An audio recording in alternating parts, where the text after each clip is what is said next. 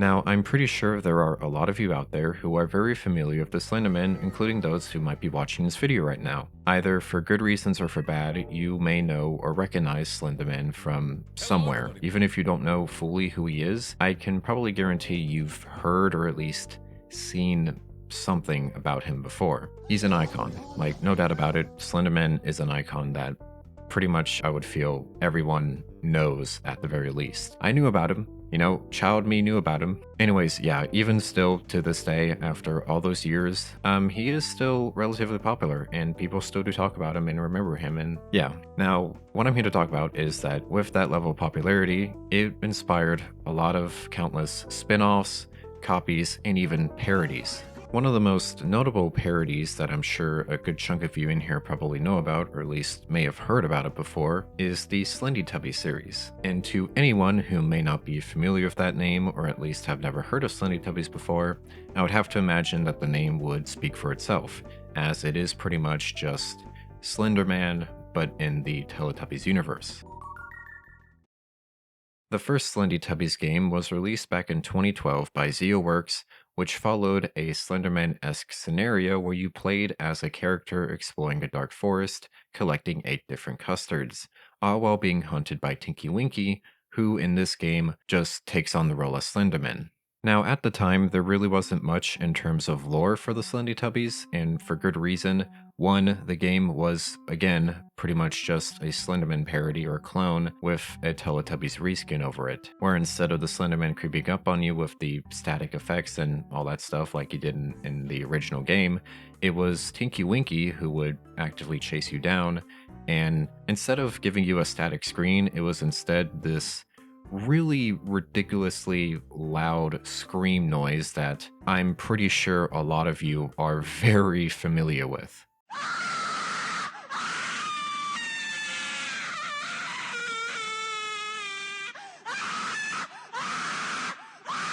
I feel like a lot more people now realize what this game is now that they hear it again. But with such a simple concept, you'd probably think that Slendytubbies would just be a one-time, short-lived thing. Well, no. The game ended up spawning various different sequels and eventually went out to become a fully fleshed out storyline. And believe me when I say this, it definitely got pretty insane. But what I am going to be talking about today is a recently released Slendytubbies fan game known as Slendytubbies 0.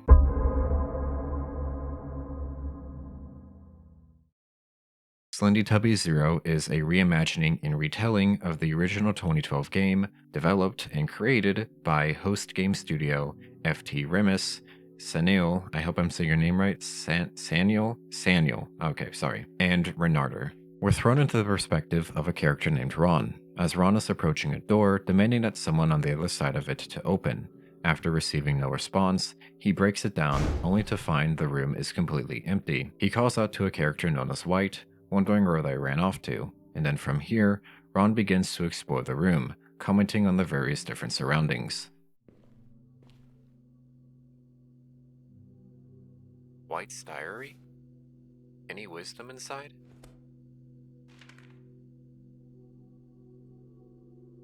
Oh crap. And here I thought the electricity was out. Yet his room gets reserve power, even the fridge is working. Simply amazing. Ron soon comes across White's computer, which the player can interact with to uncover clues about what led to their current situation. By checking White's emails, we find that White, who is referred to in it as number 534, has been receiving repeated warnings from an organization called COAT, or the COAT Foundation, for failing to submit reports. It seems as if both White and Ron work for this organization together. The emails proceed to go as followed. Number 534. This is your first warning. If you do not respond to this email in the next 24 hours, you will be issued your second warning. And if you do not provide reports for every missing day in the next 2 days, you will be issued. Number 534. This is your second warning. If you do not respond to this email in the next 24 hours, you will be issued your final warning. Provide. Number 534. You will be punished by the following accounts. Act 1.5a, deliberate avoiding contact with the management. Act 2.4a, deliberate withholding of the computer also has a chat application revealing messages between both Ron and White, with their most recent conversation going something like this. You've been warned about this 1,000 times. You promised me that you'd deal with the machine before they requested a report. We should have called the management right when it broke. The children are trying to kill each other and Code is demanding answers. We're going under tribunal. I'll handle it myself. Wait, don't do anything stupid. I'm almost done. You there? What is that stench coming from the maintenance?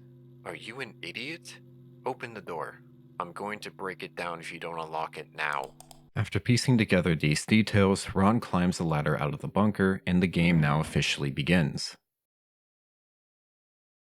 The player is equipped with a flashlight, a camcorder of night vision, a journal, and even a stamina bar. The night vision drains battery life, but switching it off will allow the battery to slowly recharge itself. Additionally, White left behind a journal, the one we just picked up and are now using, that serves as a guide to Ron. These objectives mark points of interest as Ron is out searching for White and help guide the player on where to look. While out exploring, the player may stumble across these abandoned campsites nearby. There are signs that people may have once occupied these tents, but who they were or what happened to them remains a bit of a mystery, as it's unclear if Ron or White stayed here temporarily or if the tents were used by others. Eventually, the player finds White hiding behind a reinforced emergency door in the cave location. Ron bangs on the door, but White refuses to leave the safety of the bunker. Found you, idiot. What did you do to the power supply? I can't work like that. Answer me, damn it.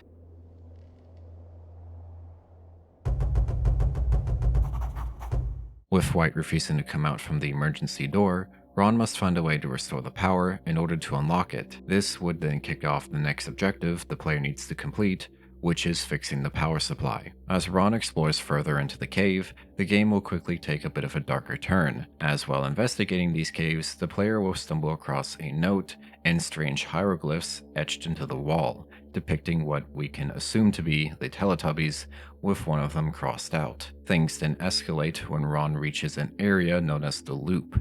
Here we can encounter a grim, callback to the original 2012 game, Poe. And to put it mildly, she's kind of hanging out right now. There's also this shadow Teletubby-like figure that appears in the distance as well, which will observe the player. Not much is known about them now, but for the time being in the game, they really kind of add more to the unsettling atmosphere the beginning portion of this game has. After collecting this next note, that's when things start to get a little bit more intense, I would say.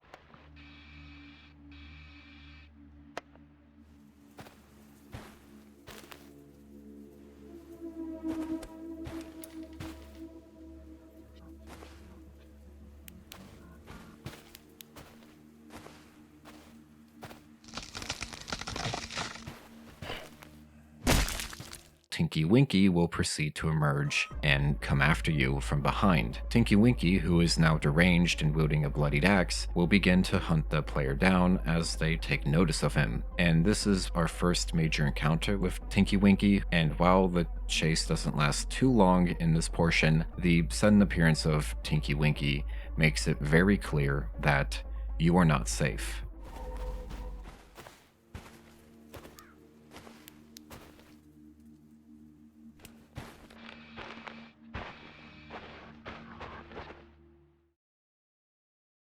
While searching for the remaining notes, the player can then come across the Tubby Dome, which is practically a slaughterhouse at this point. Outside of the Tubby Dome, the player can find a corpse of a rabbit caught in a bear trap. It's rather disturbing and grim, but what awaits inside is, I would have to say, far worse.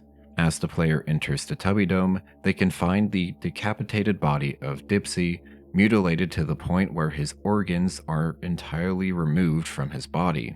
The player can even find Nunu in this, who is in a malfunctioning state, as he is endlessly circling Dipsy's body, likely in an attempt to clean it up in some sort of way. If you haven't noticed either, there also is a note on Nunu that the player needs to collect, and in order to collect it, they need to place the body of the rabbit into the now emptied stomach region of Dipsy, which for some reason causes Nunu to completely malfunction, which will now allow the player to collect a note from him. While the player continues to search for the last and final note, they will eventually come across the beach, and it is here where they will discover the remains of Lala, as her fate is similar to that of Dipsy's, where she was also brutally massacred by Tinky Winky, and next to her is the corpse of a rabbit as well, which is disturbing. And next to her body, pinned down by a rock, is the final note we need.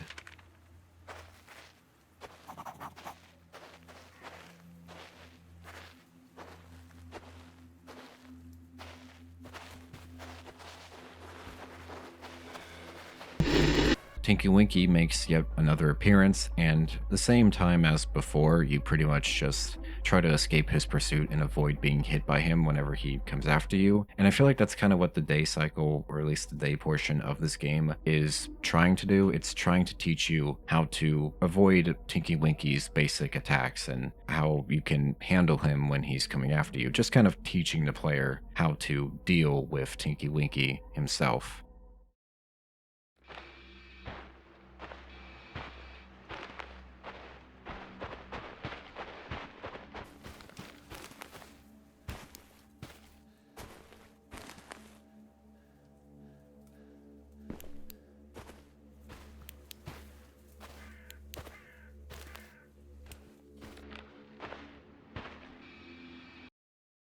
Now, with all the notes gathered, the player can return back into the hideout, as Ron will proceed to then put the notes up on the display board, or whatever this is, the show board thing. From here, we can finally get a good look at the notes and see what they all say, and it is kind of sad.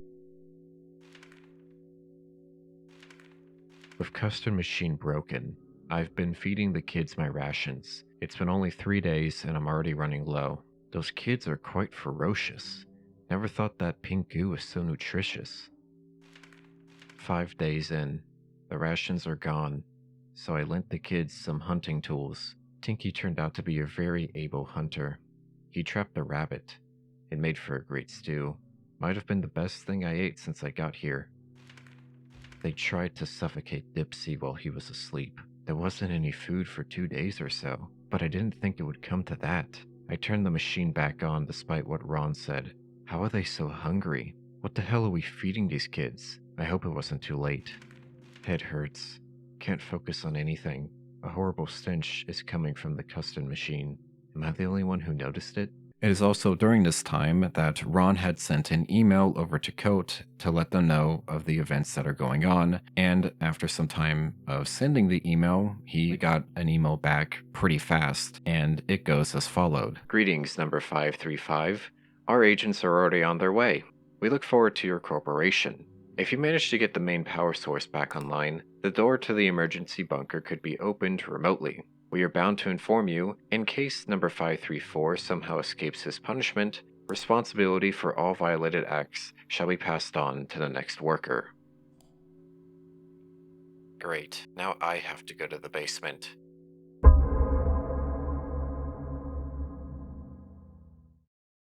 Upon exiting the hideout, Ron is immediately ambushed from behind. The key then slips from his hands as he falls to the floor, only for Tinky Winky to snatch it up and quickly wrap it around his neck, and without wasting any moment, Tinky Winky then teleports away, leaving Ron without a key.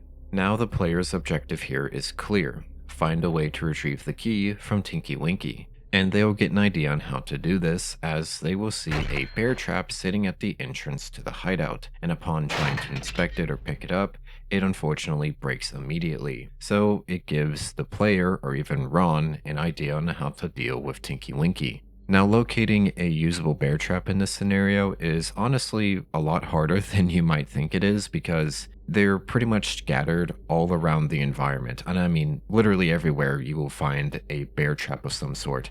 I don't know where all these bear traps came from, but somebody's been busy putting them around, and I have to figure it was Tinky Winky or something. A lot of them, when you try to interact, they're not really usable, which is kind of annoying most of the time. This also isn't made easy when Tinky Winky is actively hunting you down, similar to how he was doing it in the dawn portion or the daylight portion, the day portion. Though, as you get a functioning bear trap and end up trapping Tinky Winky during one of your encounters with him, you will have a brief moment to snatch the key from his chest, of which will cause him to stare blankly at you as the music begins to pick up and the distortion also begins to pick up as well. Basically, you've pissed Tinky Winky off and have a chance to run away before he begins to teleport rapidly in the area around him.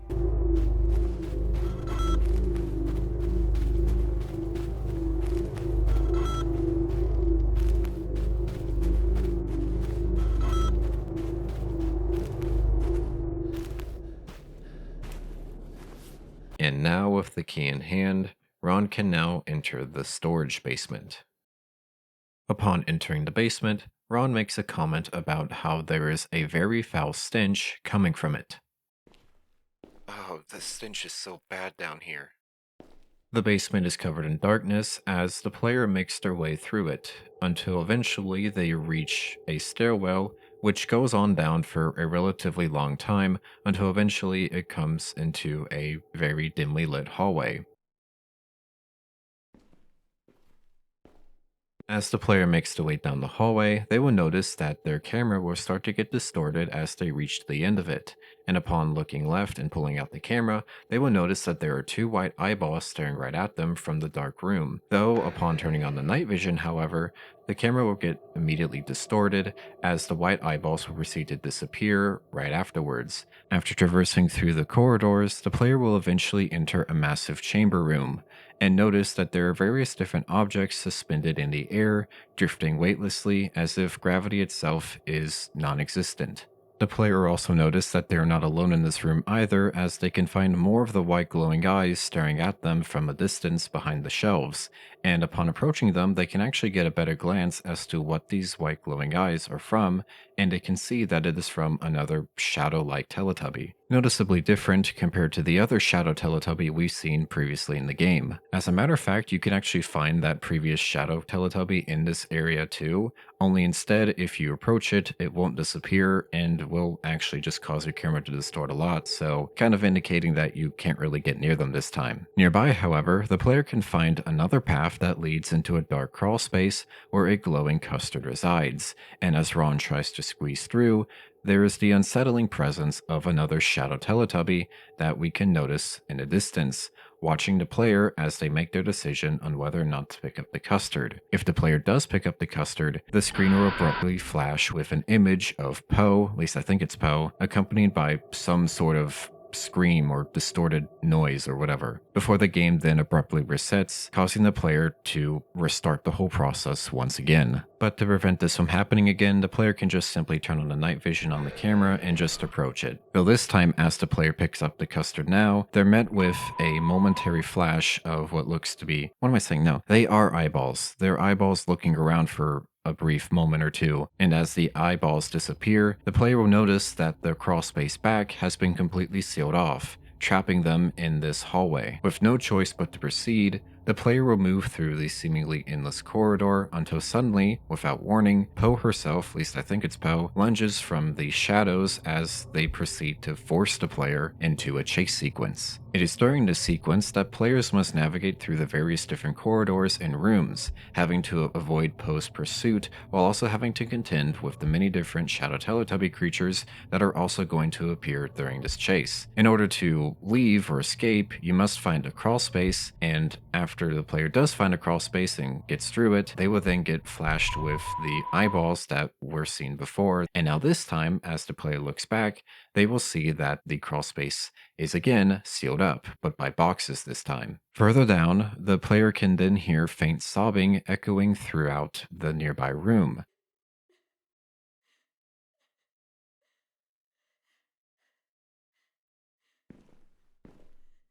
the player will discover Lala, who is weeping beside a pool of glowing custard. And unlike before, well, no, just like before, Ron can't take it. And if you do attempt to take it,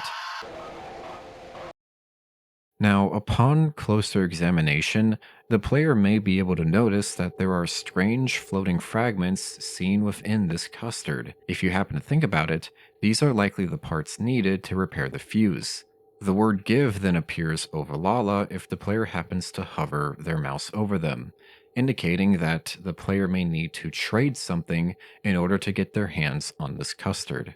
After looking around for some time, the player will eventually discover a lifeless bunny lying on a tattered cloth in a nearby room, guarded by a white-eyed shadow What? Why did I write? Okay, I'm sorry. It's like I'm reading off the script and I keep describing these shadow Teletubbies differently, even though I know now, reading through this, that it's Poe, but I kept describing them as this. I don't know why, but I did. It's guarded by Poe. Okay, this is guarded by Poe. The wide-eyed Teletubby things are Poe, and probably the other shadow ones are Poe. That's at least what I'm getting to, so enough of that. I'm very sorry. So the player will have to use night vision to make Poe go away, and after making Poe go away, they can then retrieve the bunny and return over to Lala, where they will be able to give Lala the bunny corpse thing, and she will gladly take it from us. After which, in a disorienting twist, the player will realize that the basement appears to have returned to a normal state, indicating that whatever we just went through was some sort of weird hallucinogenic trip or some sort of weird supernatural thing. However you want to see it, I'm not sure, but I feel like it has something to do with the smell that Ron had mentioned earlier. Nonetheless, though, Ron now has the pieces needed to repair the fuse, and now, with the parts in hand, the player can then return to the hideout and attempt to restore the power.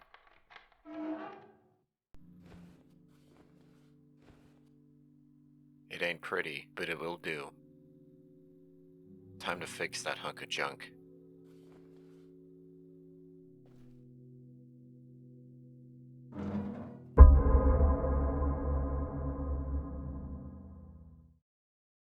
Now, as the player leaves the hideout once again and heads back out, the sky is now dark, with the environment around them now shrouded in complete and total darkness, as a deafening silence hangs in the air. As they make their way back to the storage basement, they'll notice something rather unsettling here. There is no sign of Tinky Winky anywhere.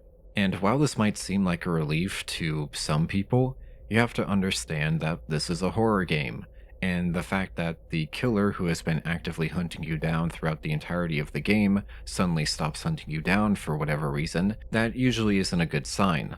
Regardless though, the player will eventually reach the storage basement and places in the missing fuse, restoring the power. However, once the power was restored, the relief of Tinky Winky being gone is very short-lived, as Ron is suddenly ambushed by Tinky Winky, knocking him out cold with the butt of the axe. When Ron wakes back up again, he's back inside of the Tubby Dome this time, and the first thing he sees is pretty horrifying. It's a corpse right in front of him, completely devoid of a face. And actually, if you were to take a very close look at the corpse here, you will notice that it is a white Teletubby. Yeah, that's right, it's white. And the situation is only made worse as Tinky Winky now suddenly appears, shoving a bowl of custard in Ron's direction. And now with Ron, disoriented and powerless and slowly regaining his consciousness, he realizes that his hands are tied together, and the tension is only made worse as Tinky Winky now grabs him by the head and shoves him face first into the bowl of custard. Now in this moment, if you happen to pay close attention to Tinky Winky's appearance in the scene, which may seem obvious, you may notice that not only is Tinky Winky wearing a cow pattern hat, he is also wearing a face, and that face is White's face, stitched onto him, I think, or he's just wearing it Leatherface style, which is certainly interesting.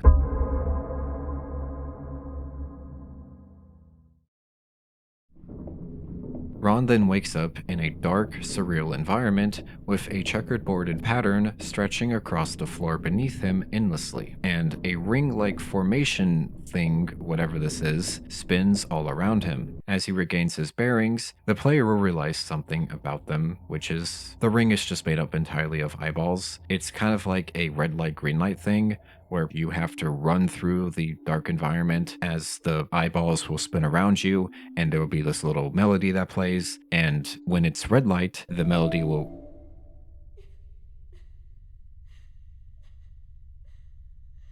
that's kind of the gist of how this whole encounter goes. This goes on for some time until eventually the player will see a glowing door in the distance, and as they reach it and go through it, they will find themselves back inside of the hideout, returning through the original hallway where the game first began. But this time, something is vastly different, as sitting at the computer is a faceless corpse, likely White's corpse. Though once the player exits through the ladder and emerges once again inside of the woods, this time it's completely different, as a new objective now presents itself, which is to collect 8 custards scattered throughout the environment, a clear homage to the original Slendytubbies game. The first custard is easily located right at the entrance of the hideout, and from there, the search begins, but retrieving the rest proves to be a lot more difficult, as unlike before where gathering objects was relatively straightforward, this time it's a little bit more, let's just say there's a lot more obstacles in the way than just Tinky Winky or a bunch of bear traps. I'm not really going to add too much into this whole thing because it's pretty much like a repeat of the entire other previous encounters we've had with Tinky Winky and trying to collect items and all that fun stuff, with the inclusion of Lala, Dipsy, and Poe. Lala and Dipsy are kind of like threats or obstacles when you go to collect the custards, as they will pretty much just kind of be standing there guarding them, and you have to use the methods you learned from your previous encounters with them to get rid of them so you can collect the custards. Now as for Dipsy, Dipsy doesn't really pose too much of a threat at all really. Instead, Dipsy just kind of stands around and you can give him a rabbit corpse and he will just put it in his stomach, and thus it will just give you health. Besides that, and Tinky Winky being actively against you or actively coming after you or whatever, that's it for the entire segment. You just walk around and collect all the custards you can, and that's really about it. It's like one big final showdown. Once all 8 custards have been collected, Ron then re-emerges from the bowl of custard, gasping for air to break free from the nightmare. But the moment of relief is short-lived, as Tinky Winky proceeds to shove his head right back into the custard.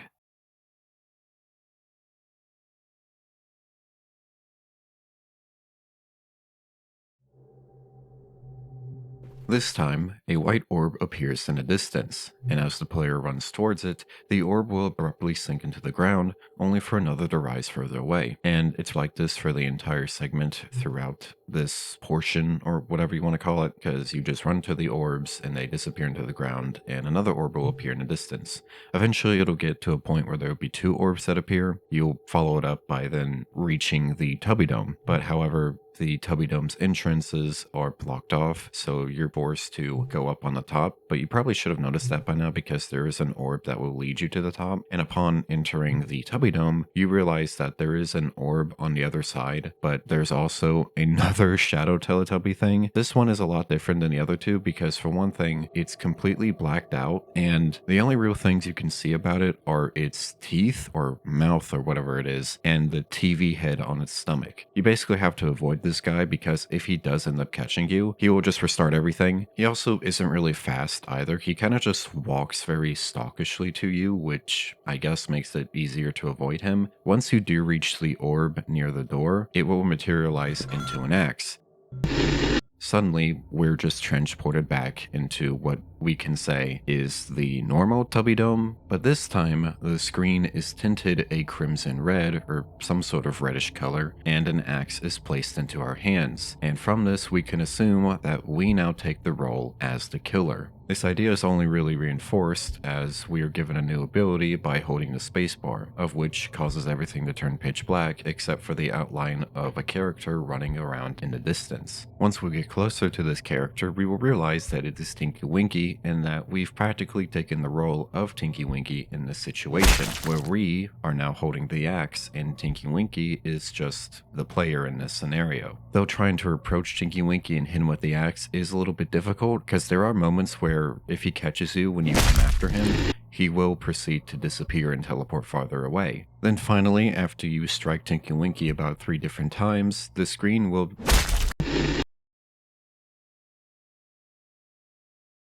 we're brought back into reality, and we realize that Ron has now embedded the axe deep into Tinky Winky's neck. Though despite this, Tinky Winky pushes him back and takes the axe from him.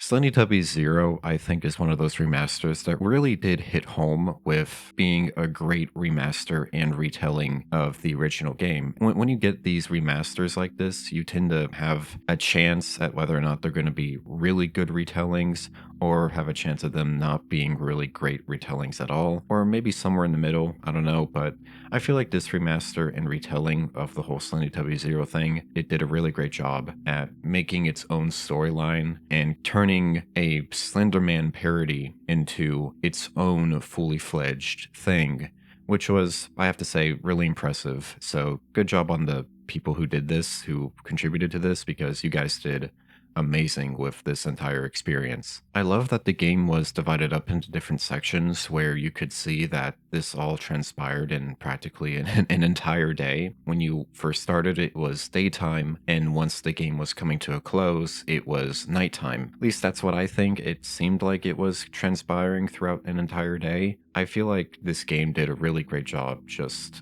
not only including elements of their own and adding their own stuff into this mix, but also using elements from the original game. And the game also doesn't just end there too, because you also have an extras menu where you can customize your own experience and even look through behind the scenes stuff like the models and whatnot, and even are able to unlock more things if you are to complete certain challenge modes or even earn a certain amount of points by playing in the extras mode. So there's a lot more to earn from this if you want to continue playing, or even want to challenge yourself in this game. Overall, I think this game was a really great retelling and remastering of the original 2012 version of Slendytubbies, and if you are interested in playing this for yourself or want to play it, you are free to do so. It's free on itch.io. Like literally, all of this is completely free, so you are able to go and download this right now off of the itch website, and I highly recommend it to anyone who wants to play it. So please go support the devs, please go support the people who worked on this, just be cool about it.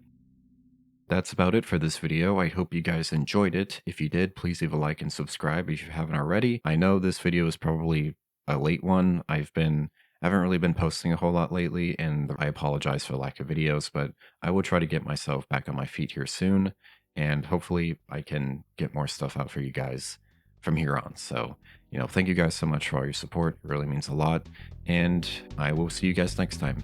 All right. Bye-bye.